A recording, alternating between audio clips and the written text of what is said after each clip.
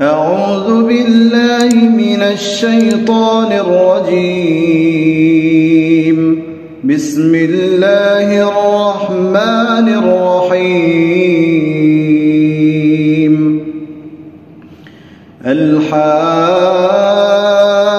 الحاقة ما الحاقة وما أدراك ما الحاقة كذبت ثمود وعاد بالقارعة فأما ثمود فأهلكوا بالطاغية وأما عاد فأهلكوا بريح صرصر عاتية سخرها عليهم 7 ليال و8 أيام حسوما فترى القوم فيها صرعى كأنهم أعجاز نخل خاوية فهل ترى لهم من باقية وجاء فرعون ومن قبله والمؤتفكات بالخاطئة فعصوا رسول ربهم فأخذهم أخذة رابية إنا لما طغى الماء حملناكم في الجارية لنجعلها لكم تذكرة وتعيها أذن واعية فإذا نفخ في الصور نفخة واحدة وحملت الأرض والجبال فدكتا دكة واحدة فيومئذ وقعت الواقعة وانشقت السماء فهي يومئذ واهية والملك على أرجائها ويحمل عرش ربك فوقهم يومئذ 8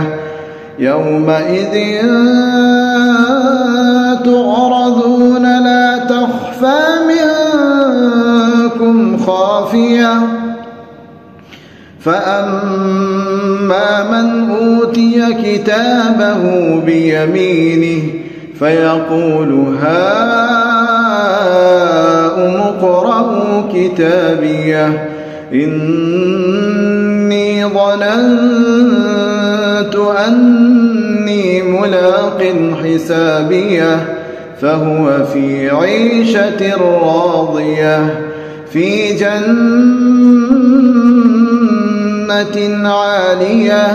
قطوفها دانية كلوا واشربوا هنيئا بما أسلفتم في الأيام الخالية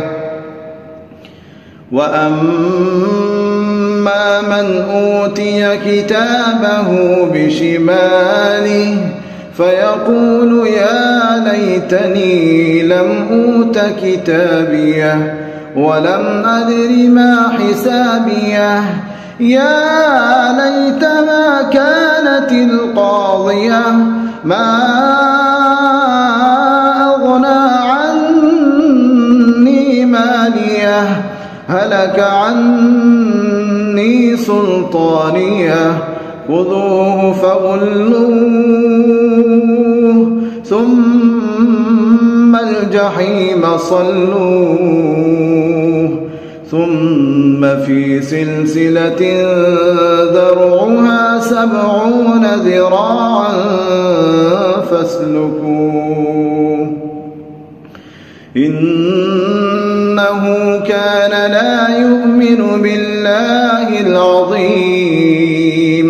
ولا يحض على طعام المسكين فليس له اليوم هاهنا حميم ولا طعام إلا من غسلين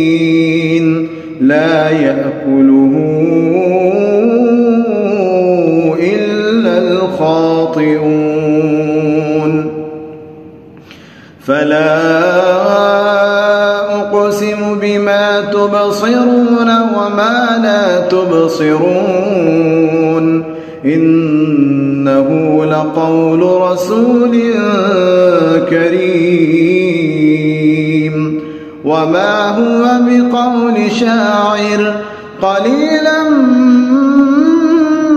ما تؤمنون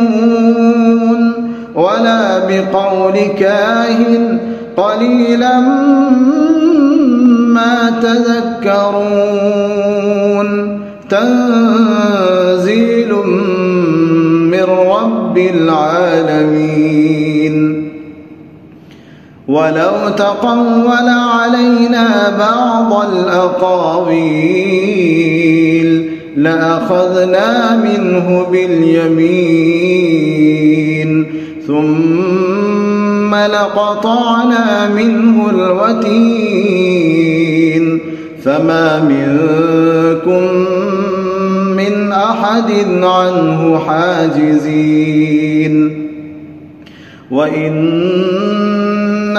لتذكرة للمتقين وإنا لنعلم أن منكم مكذبين وإنه لحسرة على الكافرين وإنه لحق اليقين فسبح باسم ربك العظيم.